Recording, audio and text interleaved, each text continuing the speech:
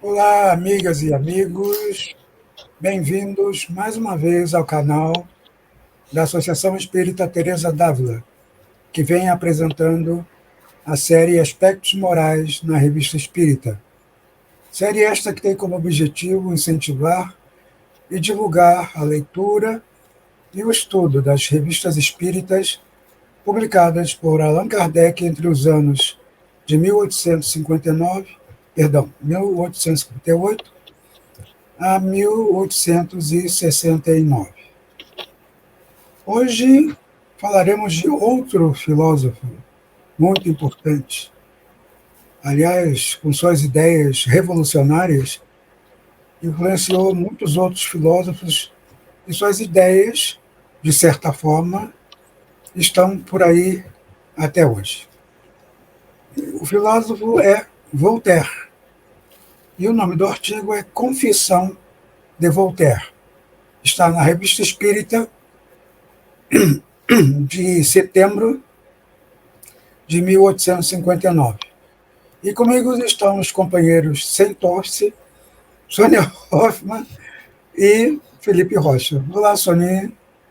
Olá, Eduardo. Olá, Felipe. Olá a todos os nossos amigos que estão assistindo a programação, esses programas, esses artigos que nós estamos constantemente trazendo para pensarmos em conjunto, para estimularmos também cada vez mais as pessoas a buscarem a revista espírita, buscarem novos conhecimentos, novos entendimentos e também buscarem vivenciar os vários pontos que Allan Kardec vai abordando, que não permanecem apenas nos livros da codificação, mas que se amplia para uma outra série de comunicações e que falam muito no nosso dia a dia, daquilo que nós vamos vivenciando, e que estão presentes lá na Revista Espírita.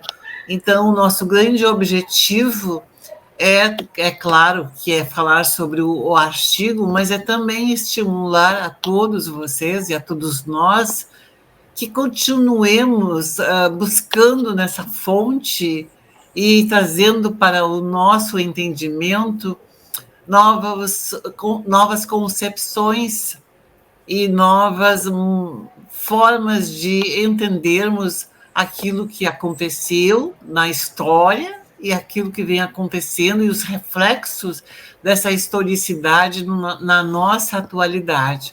Então, convidando todos vocês a irem buscar lá na Revista Espírita, não somente a leitura deste artigo que vamos trabalhar nessa nossa nova gravação, mas também outros artigos que vocês possam ter acesso. E sempre lembrando que todas aquelas pessoas que não tiverem possibilidade de acessar o documento, o livro fisicamente, manusear o livro, a revista espírita, podem ir até o site da Federação Espírita Brasileira, febnet.org.br, e lá fazer um download gratuitamente de todas as edições da Revista Espírita, da codificação, de um vasto material de uma literatura, da literatura doutrinária espírita. Então, vamos lá, senhor Felipe. Vamos trabalhar? Vamos lá, né, Soninha? Olá, Soninha. Olá, Dudu. Olá, o pessoal de casa que nos acompanha. Mais uma vez aqui reunidos, né, para a gente estar fazendo essa análise desse artigo, um artigo muito interessante, que nos dá uma ampla visão do que ocorre com o espírito após o desencarne, né? O que acontece quando o véu da matéria é retirado e o espírito consegue ter a visão completa das realidades espirituais, né? A gente tem hoje a série André Luiz, né, com a série do Nosso Lar, então que traz muito trazem muito essas informações, essa visão do outro lado, bem como a do Luiz Sérgio, né, Sônia? Sim.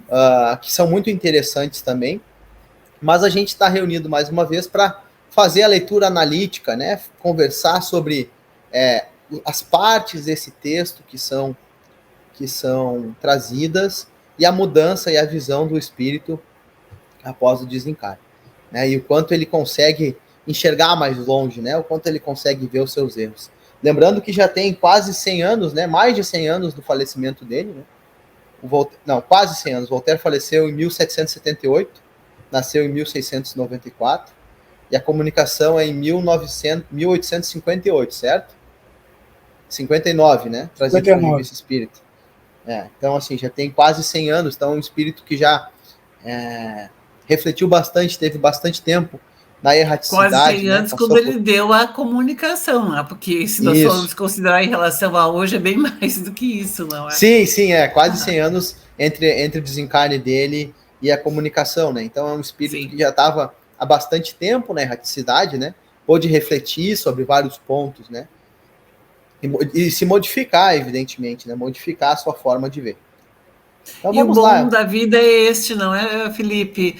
O quanto a mudança não é algo ruim, ao contrário, a mudança é enriquecedora, porque se nós podemos modificar os nossos pensamentos, acrescentar, ajustar, afinal de contas, o processo evolutivo é exatamente isso, é esse processo mutável, não é? Que nós estamos... aqui nós estamos em torno desse processo mutável. Nós somos seres mutáveis, seres em constante modificação, e modificação sempre para o bem e sempre para melhor. E isso é importante. Então, aquilo que nós, em algum tempo, acreditávamos, nós podemos reforçar e podemos acrescentar algo mais, ou podemos simplesmente, dizer, nós... não estava adequado o que eu vinha tendo. E nós encontramos na Revista Espírita o próprio Allan Kardec tendo esse comportamento, quando ele retoma alguns temas e diz, bem, eu pensava que era ia por uma determinada linha e agora eu estou verificando que não, que existe mais isso, mais aquilo. Então não é vergonhoso para todos nós retomar e reaprender, e reconstituir e reconstruir. Pelo contrário, isso é um ato de extrema coragem. E lendo, aí já entrando um pedacinho no artigo, o espírito faz, o escritor faz uma bela introdução, né, sobre o que contém o artigo depois, né, e fala dessa capacidade de Deus enxergar a bondade onde os homens só vê a maldade. E eu não pude deixar de me recordar, né, até uma coisa que a gente já comentou aqui outras vezes, da parábola do filho pródigo, né, que é aquele filho, aquele ser que se entrega ao que acredita, que vai à luta, que se perde, inclusive, mas que tem a sinceridade no seu coração, né, e a capacidade de fazer e de ir atrás e de buscar, mesmo que enganado, né, Sônia, mesmo que errado, mas que empenha seus esforços para o que acredita. Isso tem um grau de importância, né? Tem um grau porque quando nós vivemos com sinceridade, quando nós botamos a nossa energia nas coisas, quando nós não nos deixamos levar pela preguiça, pela melancolia, ou por outras coisas que acabam nos tirando da realidade do mundo, ou do dia, ou da realidade da hora, né? Do agora, nós vamos perdendo essa nossa capacidade crítica.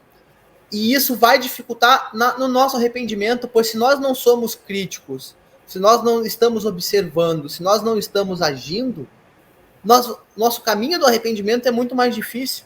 Sendo que quando nós desenvolvemos esse senso crítico, mesmo que nós estejamos errados agora, mas nós vamos atrás, nós queremos saber, nós buscamos o aprendizado, né? Nós tentamos ter a nossa própria opinião, né? Quando nós nos damos conta que estamos errados, o nosso arrependimento é muito mais simples.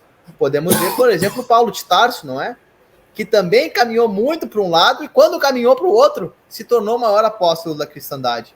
Exatamente. Por quê? Porque vivia uma verdade que era para ele, mesmo que estivesse no erro. E quando se deu conta, puxa, olha a quantidade de trabalho que ele foi capaz de fazer em prol do cristianismo. Então, eu acho que é com esse olhar não sei se vocês concordam comigo, mas é com esse olhar que a gente deve olhar para o Voltaire. Claro que ainda ele não teve a sua obra posterior, né? Ou pelo menos nós não a conhecemos, né? Mas sem dúvida ele vai ser alguém que irá contribuir para esse mundo de regeneração aí, pela sua capacidade intelectual e de mudança.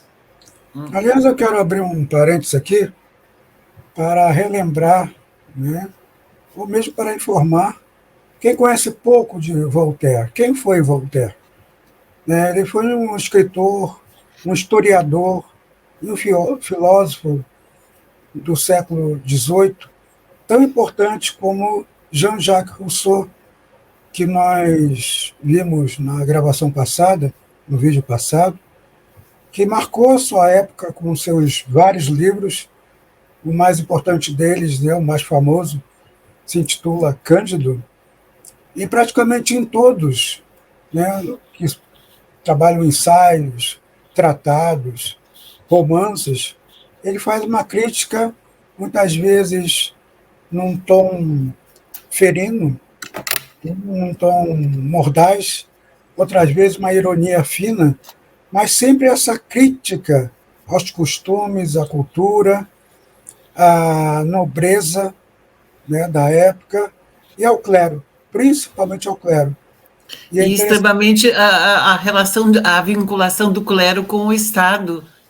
Ele não tolerava essa vinculação do clero com o Estado. Os privilégios, né, e tudo que envolvia essa relação dúbia, né, do clero com a nobreza. Apesar de Voltaire ter se aproveitado bastante de alguns nobres, né, que o adotaram, que gostaram da sua literatura, Voltaire também foi muito amigo do rei Frederico II. Aliás, uma curiosidade que nós indicamos para vocês, dele também um artigo desse mesmo ano, de 1859, só que no mês de agosto, Voltaire e Frederico, que são os dois espíritos evocados pela Sociedade Parisiense de Estudos Espíritas, onde eles mantêm um diálogo, né, através de dois médiuns que recebem as informações, né, dessa conversa bastante interessante, onde mostra que Voltaire, em menos de 100 anos, mudou radicalmente seu ponto de vista diante das coisas, e que se arrependeu profundamente do que escreveu e do que falou e do que divulgou, e o Frederico nem tanto. Provavelmente por ter sido rei, ele ainda não tinha a humildade necessária, ele confessou isso, de abrir mão dessa majestade que não existia mais. Isso incomodava bastante, tanto que ele não fazia muita questão de ser evocado enquanto ele não resolvia essa questão. Mas isso nos traz, não é, Eduardo, uma questão bem interessante, quando dois médiums ali estão sendo instrumentos para a comunicação de Voltaire e de Frederico II, que foi o rei da Prússia, o quanto nós precisamos entender que uma reunião mediúnica é também uma reunião de aprendizagem, de que uma reunião mediúnica não é necessariamente somente uma questão de esclarecimento para o espírito, mas que todas as pessoas que ali se encontram e que estão presenciando tudo isso e que muitas vezes vem registrado, isso é instrucional. Aproveitar esses momentos de uma reunião mediúnica como um momento de aprendizagem, de realinhamento, de reentendimento, e não de julgamento, não de julgar se a pessoa estava agindo desta ou daquela maneira, mas, ao contrário, de acolher, de reorganizar, de realinhar entendimentos. Isso é fundamental. E muitas instituições perderam um pouquinho dessa questão de olhar a reunião mediúnica como um momento de estudo. Tanto que,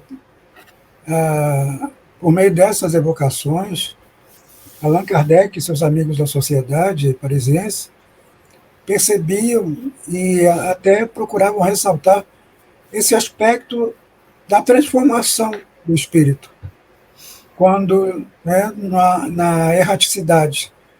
E nós podemos perceber em vários artigos justamente essa ênfase que eles dão em saber o que o espírito está sentindo, né, que transformações ele já percebeu como espírito, né, na erraticidade. Qual era a visão dele, o ponto de vista dele. E foi isso que Voltaire trouxe para eles, né, da sociedade, essa visão arrependida do que ele escreveu, do que ele fez, do que ele divulgou. Mas uma coisa, Sônia e Felipe, ele se orgulhava, porque ele achava a sociedade naquela época muito morna, como se todos fossem marionetes do clero e da nobreza. Era aquela obediência, né, bovina de dizer amém a tudo. E ele veio justamente para despertar a consciência da sociedade, né, com suas críticas mortais, com seu incentivo à livre, né, expressão, tanto religiosa, como política, como filosófica. Não é isso, Felipe?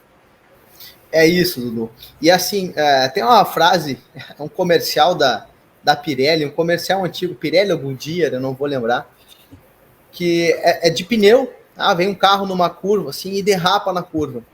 E aí tá escrito assim: potência sem controle não serve de nada. Né? E eu me lembro, quando eu vejo esses espíritos iluminados intelectualmente, né, e acabam se perdendo, a gente consegue ver a falta de norte, né, a falta que essa humildade que Jesus tanto nos recomendou, né, a abdicação do orgulho, porque Deus e as leis dele são a fonte orientadora. Se nós refletirmos a partir delas, não é? A gente vai estar caminhando para o caminho correto, e quando nós nos afastamos, nós estamos indo para o caminho do erro, né? Depois que vai causar o arrependimento. E eu queria ler uma partezinha, Dudu, se tu me permite. Sim. Da comunicação do Voltaire, eu acho que esclarece bem isso. Se a minha parte espiritual tivesse se desenvolvido tão bem quanto a parte material, teria podido raciocinar com mais discernimento.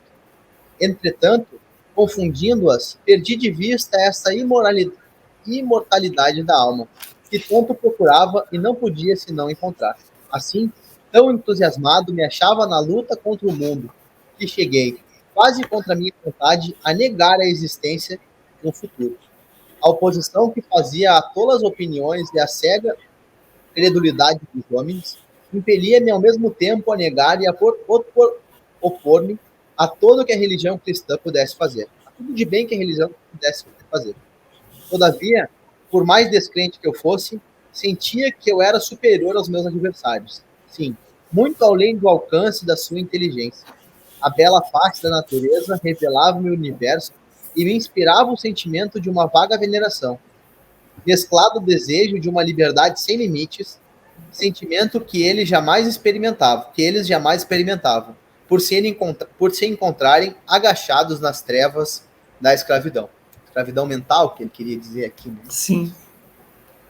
Então, para a gente ver o quanto é profundo isso, né? O quanto nós temos que olhar para a nossa parte espiritual e ver a importância de desenvolvermos ela, né? De deixarmos as leis que Cristo trouxe como nosso norte, como nossa fonte orientadora. Porque quando a gente começa a divagar um pouco, a filosofar, né? E a gente vai se defrontando com o mundo, nós vamos encontrando tantas coisas que nos fazem nos entristecer, né? Ou ficar descrente até de algumas coisas, né? Por exemplo, quando a gente vai estudar política, a gente começa a ficar realmente muito triste, né? Porque a gente fica, puxa, não tem solução isso aqui, né? Foi para um lado, foi para o outro, foi para lá, foi para cá, voltou e nada dá certo, né? E aí o Emmanuel traz a obra Caminho da Luz, né? Para nos dar uma acalmada nos nossos corações, né? E dizer que nós estamos caminhando para o caminho certo. Mas o quanto interessante é isso, Sônia. É estranho que ele tinha uma intolerância à moralidade religiosa, mas ele tinha uma extrema arrogância intelectual, né?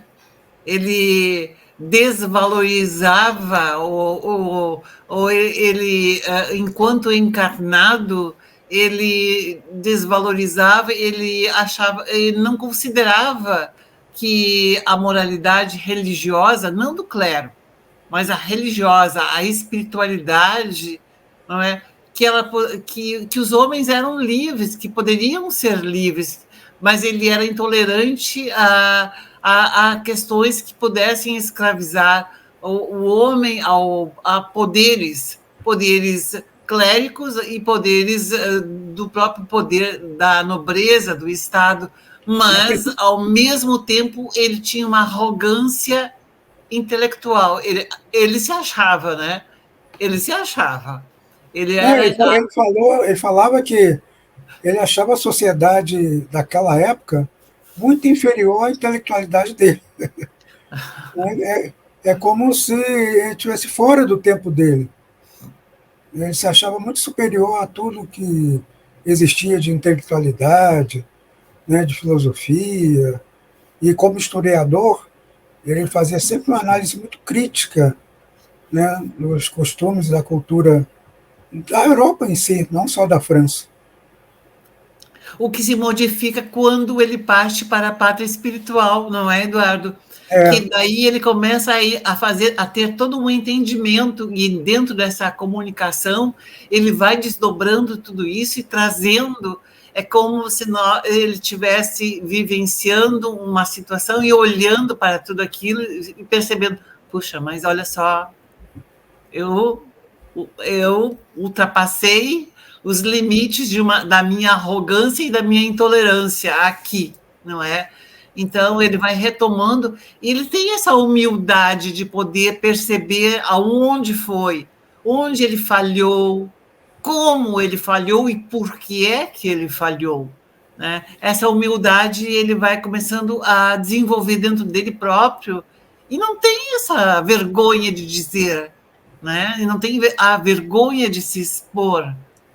Então, isso é bem de um pensador, realmente, e é de quem realmente deseja essa modificação espiritual, moral e intelectual. Tanto, Sônia, que na primeira evocação que fizeram dele, do espírito de Voltaire, né, que está justamente naquele artigo Voltaire e Frederico, a primeira pergunta que fizeram a ele é como é que ele estava como espírito. E ele fala o seguinte, responde o seguinte: errante, mas arrependido. Primeira coisa que ele fala, né, que estava arrependido. E depois ele promete, nessa primeira evocação, que ele traria, pouco tempo depois, um ensaio sobre o Cristo. E é um ensaio belíssimo, que está justamente nessa parte final do artigo Confissão de Voltaire, onde ele revela que um dos maiores arrependimentos dele foi não ter entendido, não o catolicismo, mas a proposta filosófica e amorosa de Jesus. Tanto que ele termina, né, falando que amava Jesus, por tudo que ele descobriu na erraticidade sobre a verdade que ele tanto procurava como encarnado e não achou. Ele, né, porque ele perseguia verdades estranhas, verdades que eram só dele, de mais ninguém. E depois ele confessou que estava, né, realmente no caminho da verdade verdadeira, vamos dizer assim. E aqui, dando uma olhada para o outro lado da moeda, né? A nossa responsabilidade agora como espíritas e como condutores, né, dessa religião, porque por mais que nós não tenhamos presidente de uma casa, ou presidente de uma federação, ou presidente da FEB, enfim, todos nós, quando nos declaramos espíritas, estamos transmitindo para aquela pessoa que está tendo contato conosco um pouco do espiritismo. ela vai olhar para a gente e vai pensar, puxa, o espiritismo pensa assim, o espiritismo age assim. E o quanto nós temos que ter cuidado, principalmente dentro das casas, com a intolerância religiosa, com a falta de inclusão, né, Sônia?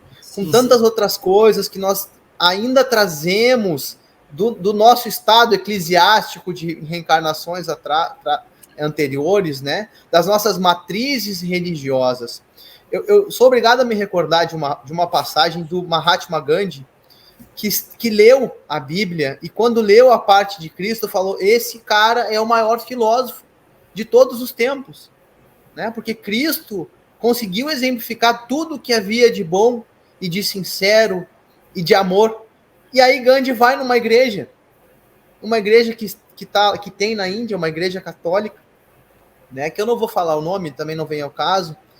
E ele é tratado tão mal naquela igreja, tão mal, por ter a pele escura, né? Naquela época, ainda que tinha os ingleses, né? Tinha toda aquela questão de raça.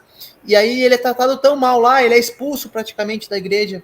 E aí ele fala: não sou cristão hoje por conta dos cristãos, não por conta de Cristo. Porque se aquilo lá é tão bom, como pôde fazer pessoas tão más? Então fica a nossa E há reflexão, né? muitas pessoas que falam justamente, eu acredito na doutrina dos espíritos, mas eu não acredito na doutrina dos espíritas. Porque em alguns locais, infelizmente, como tu vens dizendo, encontra-se a inflexibilidade, a intransigência, a rigidez, o engessamento. E nós somos responsáveis por tudo isso, não é, Felipe?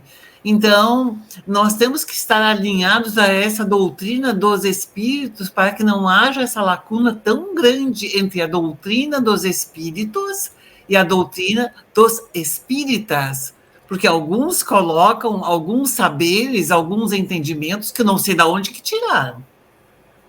Não é lá das vertentes que vêm dos amigos espirituais, porque nós ficamos, às vezes, parados diante de algumas situações de exclusão no mais amplo sentido, não é? Exclusão de gênero, exclusão de idade, exclusão de questões financeiras, econômicas, sociais, exclusões assim que a gente fica pensando, meu Deus, da onde saiu isso tudo? Por que isso tudo, não é? É claro que nós precisamos ter o entendimento de que todos nós estamos em um processo de aprendizagem, uma aprendizagem conjunta e recíproca, e Voltaire vem nos apresentando muito disto, não é? Do quanto ele tinha um determinado comportamento enquanto encarnado, mas assim que ele desencarna, ele encontra este elo, ele trabalha com essa pérola, ele começa a burilar e lapidar em si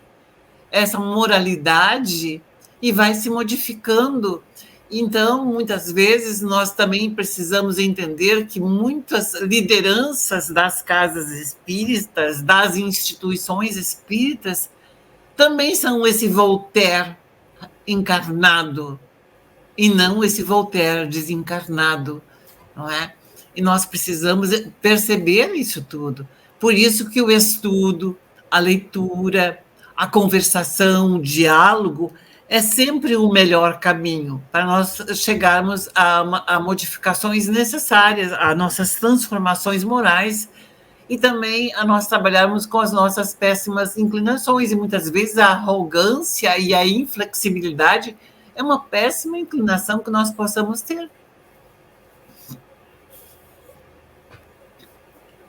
Olha, e bendita a doutrina espírita que nos proporciona isso que nós estamos fazendo agora. A comparação dos pensamentos, né, de grandes filósofos quando encarnados e depois de desencarnados. Mas só uma doutrina como o Espiritismo pode nos revelar isso, porque considera, né, a vida futura, considera que os espíritos continuam depois da morte e que na erraticidade ainda eles podem se modificar, podem, né, retificar muitos dos pensamentos que trouxeram ao mundo e que se foram tão influentes assim, né, publicações como a Revista Espírita traz um novo pensamento, a nova posição filosófica, religiosa, ideológica, né, desses grandes pensadores da humanidade. E é com esse pensamento do Dudu tão bonito, né? E com essa reflexão que a gente conduziu, que a gente deixa aqui mais uma vez a recomendação para que leiam a revista, façam essa análise, peguem esse texto que nós comentamos agora, que com certeza vai enriquecer muito a semana de vocês, vai enriquecer muito a vida de vocês, para que a gente possa ir cada vez mais nos modificando e olhando para nós mesmos, para a gente poder chegar no outro lado, né? E falar, puxa, que bom que eu aproveitei o meu tempo. Um grande abraço a todos e até a próxima. E agora nós não voltaremos, né? Não, dessa vez não. Um abraço a todos e até o nosso próximo encontro. E uma última dica: leiam as obras desses grandes filósofos também. Né? Não é porque eles mudaram radicalmente de posição depois que conheceram o Espiritismo ou depois de sua transformação moral na erraticidade, que essas obras ficaram invalidadas. Elas tiveram o seu papel, a sua função na humanidade. Então, leiam Voltaire, leiam Jean-Jacques Rousseau, né, e assim se enriqueçam com esses pensadores. Um abraço a todos e até o próximo vídeo. Até o próximo encontro. Tchau.